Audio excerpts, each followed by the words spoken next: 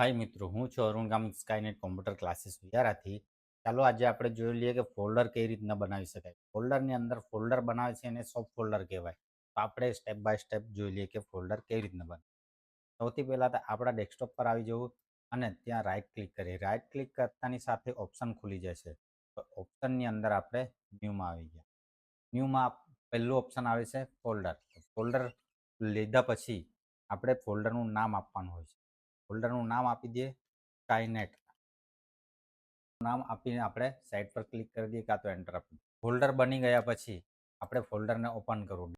Double click કરીને તમે open કરશો, કાં પછી તમે એને રાઇટ ક્લિક કરીને ઓપનમાં પણ જઈ શકો.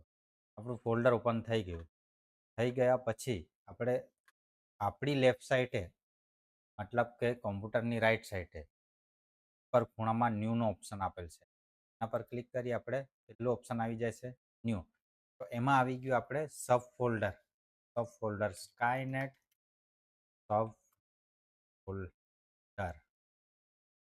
આવી રીતના આપણે સબ ફોલ્ડર બનાવી શકાય. બીજી રીતના પણ બનાવી શકાય. આપણે માઉસની રાઇટ ક્લિક કરીને ઓપ્શન આવી જાય છે.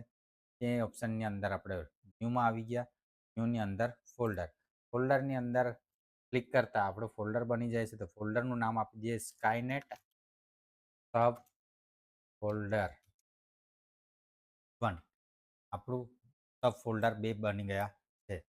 તો આવી જ રીતના આપણે ફોલ્ડરની અંદર એક ફોલ્ડર બનાવીએ અને સબ ફોલ્ડર કહેવાય છે.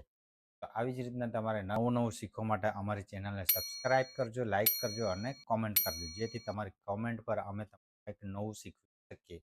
Thank you.